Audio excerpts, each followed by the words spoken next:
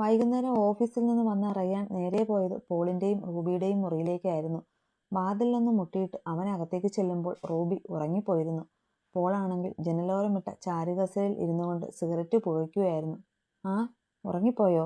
സ്വയം പിറുപിറുത്തുകൊണ്ട് റൂബിയുടെ നെറ്റിലൊന്ന് തലോടിയവൻ പിന്നെ പതിയെ പോളിന്റെ അരികിലേക്ക് ചെന്നു. ഡാഡി. അവൻ വിളിച്ചത് കേട്ട് മുഖമുയർത്തി ആ മുഖത്തേക്ക് നോക്കിയതല്ലാതെ പോൾ മറുപടിയൊന്നും പറഞ്ഞില്ല. എന്തു പറ്റി ഡാഡി? ഓ, ഒന്നുമില്ലടാ. എന്നതൊക്കെയോ അരുതാത്തത് നടക്കാൻ പോകുന്നത് പോലൊരു തോന്നൽ, അതാ ഞാൻ. കത്തിത്തീരാറായ സിഗരറ്റ് ആസ്ട്രോയിലേക്ക് കുത്തിക്കെടുത്തിക്കൊണ്ട് പോൾ പതിയെ പറഞ്ഞു. എന്നതാ ഇപ്പോൾ അതിനു വേണ്ടി ഉണ്ടായത്? റയാൻ ചോദിച്ചതെങ്കിലും പോളിന്റെ ചിന്തകൾ അപ്പോൾ മറ്റെവിടെയോ ആയിരുന്നു. ഒരിക്കൽ ചോദിച്ച ചോദ്യം ഞാൻ എൻ്റെ മോനോട് ഒന്നുകൂടി ചോദിക്കുക. ആത്മികയുടെ കാര്യത്തിൽ നിന്റെ തീരുമാനം എന്തുവാ? ഗൗരവം നിറഞ്ഞത് മുഖവരയോടെ പോൾ ചോദിച്ചതും റയാൻ പതിയെ നിലത്തേക്കിരുന്നു. അവളുടെ കാര്യത്തിൽ എനിക്കിപ്പോൾ തീരുമാനങ്ങളൊന്നുമില്ല ഡാഡി. അതിനുള്ള യോഗ്യതയില്ലെന്ന് പറയുന്നതാ നേര്. തീരുമാനങ്ങളൊക്കെ ഞാൻ അവൾക്ക് വിട്ടുകൊടുക്കുക. എല്ലാം മറന്നിൻ്റെ കൂടെ ജീവിക്കാൻ അവൾ തയ്യാറാണെങ്കിൽ ഞാൻ അവളെ വിട്ടുകളയില്ല. അതല്ല അവൾക്ക് വേണ്ടതൊരു സെപ്പറേഷനാണെങ്കിൽ അതിനും ഞാനെതിരെ നിൽക്കില്ല. മകൻ പറഞ്ഞത് കേട്ടിരിക്കുമ്പോൾ പോൾ ദീർഘമായെന്ന് നിശ്വസിച്ചു. ഞാനും നിന്റെ മമ്മയും കൂടി ഇന്ന് അവളുടെ വീട്ടിൽ പോയിരുന്നു. അവരുടെ കാല് പിടിച്ചിട്ടാണെങ്കിലും ആത്മികയെ തിരികെ കൊണ്ടുവരാനായിരുന്നു പോയത്. പക്ഷേ എന്നിട്ട് എന്തു പറ്റി ഡാഡി? നന്ദൻ വാശിയിലാണ്. ഒരു ജീവിതമില്ലാതെ അവിടെ തന്നെ നിന്നു പോകാനാണ് മകളുടെ വിധിയെങ്കിൽ പോലും ഇവിടേക്ക് അവളെ അയക്കില്ലെന്ന് അയാൾ തീർത്തു പറഞ്ഞു. അവരെയും കുറ്റം പറയാൻ കഴിയില്ലല്ലോ. അത്ര നല്ല കാര്യങ്ങളൊന്നുമല്ലല്ലോ ആ കൊച്ചിനിവിടെ നിന്ന് കിട്ടിയത്. സ്വയം പുച്ഛിക്കും പോലെ പോൾ പറഞ്ഞതും റയാൻ കുറ്റബോധത്തോടെ നോട്ടം മറ്റെവിടേക്കോ ആക്കിയിരുന്നു. ഡാഡിയും മമ്മിയും ഒന്നും അവിടെ ചെന്ന് നാണം കെടാൻ പോകണ്ടായിരുന്നു. ഏറെ നേരത്തെ മൗനത്തിന് ശേഷം റയാൻ പതിയെ പറഞ്ഞു. അതിന് മറുപടിയൊന്നും പറഞ്ഞില്ലെങ്കിലും പോൾ മൃദുവായെന്ന് പുഞ്ചിരിച്ചു. സാരമില്ലടാ, ഞങ്ങൾ നിന്റെ അപ്പനും അമ്മയുമല്ലേ. മക്കൾക്ക് വേണ്ടി ഇച്ചിരി നാണം കെടേണ്ടി വന്നാലും സാരമില്ല. അല്ലടാ, നിനക്കെന്താ പെട്ടെന്നൊരു മാറ്റം പോലെ? എന്താ ഡാഡി? പോളിന്റെ പെട്ടെന്നുള്ള ചോദ്യം കേട്ടതും റയാൻ പതർച്ചയോടെ ചോദിച്ചു. അല്ല, ആത്മികയുടെ കാര്യത്തിൽ നിനക്കിപ്പോൾ ഒരു കുറ്റബോധമുള്ളതുപോലെ. നേരത്തെ ഇങ്ങനെയൊന്നും ആയിരുന്നില്ലല്ലോ. എന്തു പറ്റി? അവനിൽ നിന്ന് തന്നെ സത്യങ്ങൾ അറിയണമെന്ന വാശിയുള്ളതുപോലെ പോൾ ചോദിച്ചു. അപ്പോഴെല്ലാം അദ്ദേഹത്തിന്റെ കണ്ണുകൾ സൂക്ഷ്മമായി മകന്റെ ഭാവങ്ങൾ ഒപ്പിയെടുക്കുന്നുമുണ്ടായിരുന്നു. അതൊന്നുമില്ല ഡാഡി. എന്തോ അവൾ തെറ്റൊന്നും ചെയ്തിട്ടില്ലെന്നൊരു തോന്നൽ. ഞാൻ കരുതിയതുപോലൊരു പെണ്ണല്ല അവളെന്ന് ഉള്ളിൽ നിന്ന് ആരോ പറയും പോലെ. റിജോയിൽ നിന്നറിഞ്ഞ കാര്യങ്ങൾ തുറന്നു പറയണമെന്ന് ആഗ്രഹമുണ്ടായിരുന്നെങ്കിൽ പോലും സ്വന്തം മകൻ ഇത്രമേൽ അധപ്പതിച്ചെന്ന് അവരോട് എങ്ങനെ പറയുമെന്ന് അറിയാത്തത് കൊണ്ട് തന്നെ അവനിപ്പോൾ അങ്ങനെയായിരുന്നു പറഞ്ഞത്. എന്നാലും കെട്ടിയ പെണ്ണ് നിരപരാധിയാണെന്ന് തുറന്നു സമ്മതിക്കരുത് കേട്ടോ എൻ്റെ മോൻ. മനസ്സിലത് പറയുമ്പോൾ മകനോടൊരു നീരസം തോന്നാതിരുന്നില്ല പോളിന്. പക്ഷേ അയാളത് പുറമേ കാണിച്ചില്ല. തെറ്റ് ചെയ്തത് അവളല്ല, ഡാഡിയുടെ മക്കളാണെന്ന് തുറന്നു പറയണമെന്ന് ആഗ്രഹമില്ലാഞ്ഞിട്ടല്ല ഡാഡി. തൽക്കാലം എനിക്കതിന് കഴിയില്ല. പക്ഷേ ഒരു ദിവസം എല്ലാം ഞാൻ പറയും. അതുവരെ ഇങ്ങനെയൊക്കെ പോട്ടെ. റയാന്റെ മനസ്സ് മന്ത്രിച്ചു. നന്ദേട്ടൻ മോളുടെ കാര്യമൊക്കെ വിനോദേട്ടനോട് പറഞ്ഞിരുന്നോ? അത്താഴം വിളമ്പുന്നതിനിടയിലായിരുന്നു പൂർണിമയുടെ ചോദ്യം. അതിനിപ്പം പ്രത്യേകം പറയാൻ എന്തുവാ? ഇവരുടെ വിവാഹം പത്രങ്ങളിലും ന്യൂസിലുമൊക്കെ വന്നതല്ലേ. അങ്ങനെയാ കല്യാണക്കാര്യം അറിഞ്ഞത്. പക്ഷേ ബാക്കി കാര്യങ്ങളൊക്കെ അവൻ നിർബന്ധിച്ചപ്പോൾ ഞാൻ പറഞ്ഞതാ. അതുകൊണ്ട് വേറൊരു ഗുണം കൂടി ഉണ്ടായി. നന്ദന്റെ വാക്കുകളിലെ സന്തോഷം തിരിച്ചറിഞ്ഞതും അതുവരെ ഒന്നും മിണ്ടാതിരുന്ന കഴിച്ചുകൊണ്ടിരുന്ന ആമി തലപൊക്കി അയാളെ നോക്കി. പൂർണിമയെ നോക്കിയപ്പോൾ അവരും അയാൾ പറഞ്ഞു വരുന്നതെന്താണെന്ന മട്ടിൽ ഇരിക്കുക തന്നെയായിരുന്നു. എന്താ നന്ദേട്ടാ? വേറൊന്നുമല്ല. കാര്യങ്ങളൊക്കെ കേട്ടപ്പോൾ വിനോദ് ചോദിച്ചു അവന്റെ മോൻ വികാസിന് കൊടുത്തേക്കുമോ ആമിയെ എന്ന്. നന്ദന്റെ നാവിൽ നിന്ന് വന്ന ആ വാക്കുകൾ കേട്ടതും ആമിയുടെ കയ്യിലിരുന്ന ചോറ് പ്ലേറ്റിലേക്ക് തന്നെ ഊർന്നു വീണു. അവൾ തന്റെ അച്ഛനെ ആദ്യം കാണും പോലെ വീഴ്ച നോക്കി. നന്ദേട്ടൻ ഇതെന്തൊക്കെയായി പറയുന്നേ? ഞാൻ പറഞ്ഞത് നീ കേട്ടില്ലേ പൂർണ്ണി? ഞാൻ ഏതായാലും എൻ്റെ മോളെ ഇനി ആ നസ്രാണി ചെറുക്കന് കൊടുക്കാൻ പോണില്ല. പിന്നെ അവനും അങ്ങനെ ഒരു ആവശ്യമില്ലെന്നുള്ള കാര്യം വ്യക്തമാണല്ലോ. അതുകൊണ്ട് തൽക്കാലം ആചാരപ്രകാരം വിവാഹം നടത്താം. എന്നിട്ട് ഡിവോഴ്സ് കഴിയുമ്പോൾ രജിസ്റ്ററും ചെയ്യാം. കല്യാണം കഴിഞ്ഞുകൊണ്ടെന്ന് പോകുന്നവരുടെ മോൾക്കും ഈ ശ്വാസമുട്ടലൊക്കെ മാറിക്കോളും. തന്നെ അലട്ടിക്കൊണ്ടിരുന്ന ഒരു വലിയ പ്രശ്നത്തിന് പരിഹാരമായതുപോലെ നന്ദൻ പറഞ്ഞത് കേട്ടിരിക്കുമ്പോഴും ആമിക്ക് ചുറ്റും എന്തൊക്കെയാണ് നടക്കാൻ പോകുന്നതെന്ന് മനസ്സിലാകുന്നുണ്ടായിരുന്നില്ല. കോളേജ് സ്റ്റോപ്പിൽ ബസ് ഇറങ്ങി മുന്നോട്ട് നടക്കുന്നതിനിടയിലായിരുന്നു കുറച്ചു മുന്നിലായുള്ള ജ്യൂസ് സ്റ്റാളിന്റെ മുന്നിൽ നിർത്തിയിട്ട കാറിൽ ചാരി നിന്ന് ജ്യൂസ് കുടിക്കുന്നവനെ ആമി കണ്ടത്. ഒട്ടും പ്രതീക്ഷിക്കാതെ അവനെ അങ്ങനെ മുന്നിൽ കണ്ടതും ആമിയുടെ കാലുകൾ നിലത്തുറഞ്ഞതുപോലെ നിശ്ചലമായി. അന്ന് വീട്ടിൽ കൊണ്ട് വിട്ടിട്ട് പോയ ദിവസത്തിന് ശേഷം ആദ്യമായിട്ടാണ് അവനുമായി ഒരു കൂടിക്കാഴ്ച എന്നോർത്തതും അവളുടെ ഉടലാകെ ഒരു തരിപ്പ് പടർന്നു പോയിരുന്നു.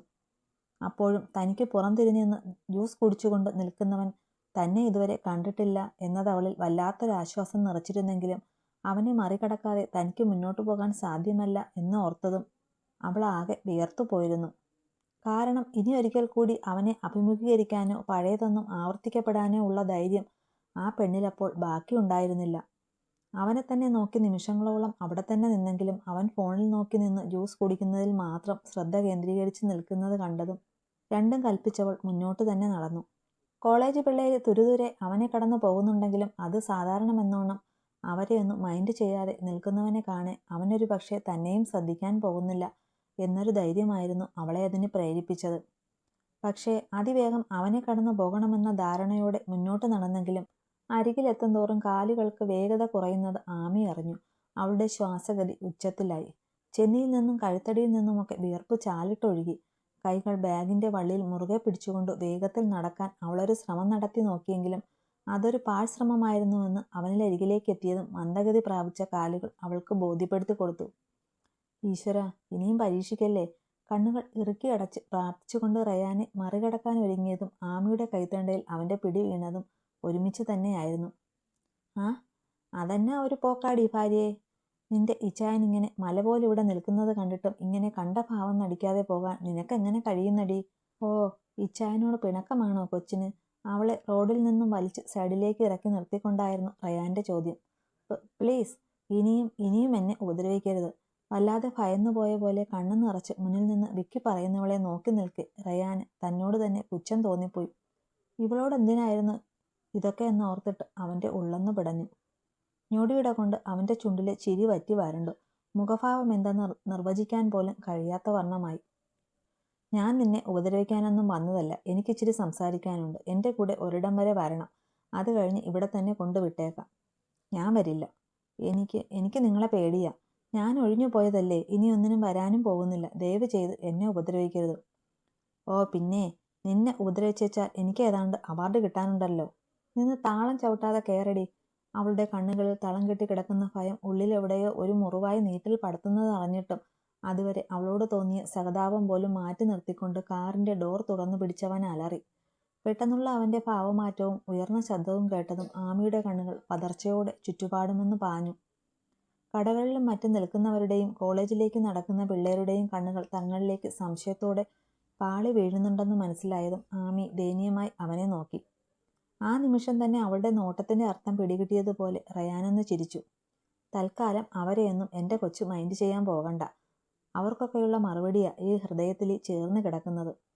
ടോപ്പിനുള്ളിൽ നിന്നും അവളുടെ താലിമാല വലിച്ച് പുറത്തേക്കിട്ടുകൊണ്ട് അവൻ പറഞ്ഞതും ആമിയുടെ നോട്ടമ്മ ലോഹകഷ്ണത്തിലേക്കും മുന്നിൽ നിൽക്കുന്നവനിലേക്കും ഒന്ന് പാളി വീണു. നോക്കി നിൽക്കാതെ കയറി കൊച്ചേ.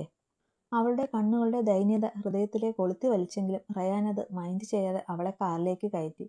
ഡോർ അടച്ചിട്ട് വന്ന് ഡ്രൈവിംഗ് സീറ്റിലേക്ക് കയറി അവൻ കാർ മുന്നോട്ടെടുത്തതും ആമി സീറ്റിലേക്ക് ചാരി കണ്ണുകൾ അടച്ചു.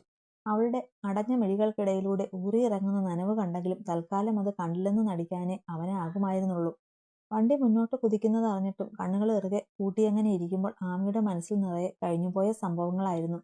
അരികിലിരിക്കുന്നവനെ ആദ്യമായി കണ്ടതും ആരെന്നു പോലും അറിയാതെ അവന്റെ താലിക്ക് ശിരസ് കുനിച്ചു കൊടുക്കേണ്ടി വന്നതും പിന്നീട് അവന്റെ നിയന്ത്രണത്തിൽ ആ വലിയ കുടുംബത്തിലേക്ക് വലതുകാൽ വെച്ച് കയറിയതും അവിടെ വെച്ച് നേരിടേണ്ടി വന്ന ദുരിതങ്ങളുമൊക്കെ ഒരു തിരശീലയെന്ന പോലെ അകക്കണ്ണിൽ തെളിഞ്ഞതും ഇനി ഒരിക്കൽ കൂടി ആ ദുരിതക്കയത്തിലേക്കായിരിക്കുമോ ഈ യാത്രയെന്ന ഭയമായിരുന്നു അവളെ പൊതിഞ്ഞിരുന്നത്. റയാന്റെ കാർ നേരെ ചെന്ന് നിന്നത് രജിസ്റ്റർ ഓഫീസിന് മുന്നിലായിരുന്നു. ഇറങ്ങ്. അവന്റെ സ്വരം കാതിൽ വന്നലച്ചതും അതുവരെ ഒരു വാശി പോലെ കണ്ണടച്ചിരുന്നവൾ കണ്ണു തുറന്ന് ചുറ്റുപാടുമൊന്ന് പരതി. വന്നിരിക്കുന്ന സ്ഥലം മനസ്സിലായതും അമ്പരപ്പോടെ അരികിലിരിക്കുന്നവനെ നോക്കിയെങ്കിലും അവനത് കാര്യമാക്കാതെ പുറത്തേക്ക് ഇറങ്ങിപ്പോയി.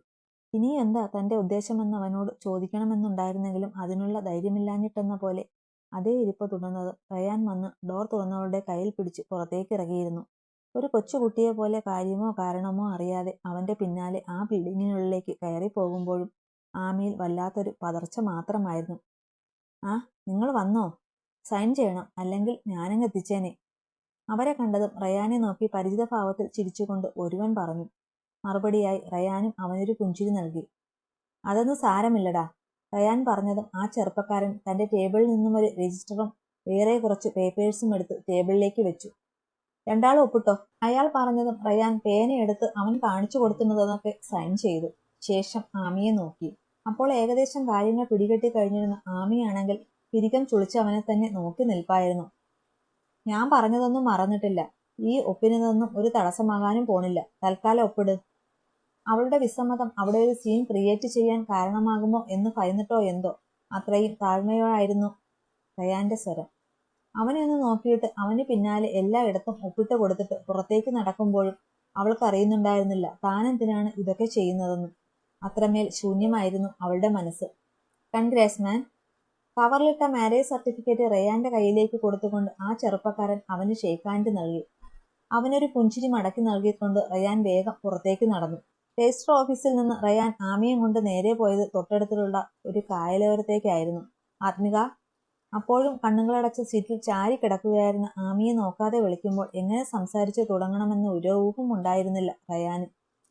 പക്ഷേ ഇനിയൊരു അവസരം കാത്തിരിക്കേണ്ടി വരാതെ അവളോടെല്ലാം തുറന്നു സംസാരിക്കുക തന്നെ വേണമെന്ന ചിന്തയിൽ അവൻ ദീർഘമായൊന്ന് നിശ്വസിച്ചു.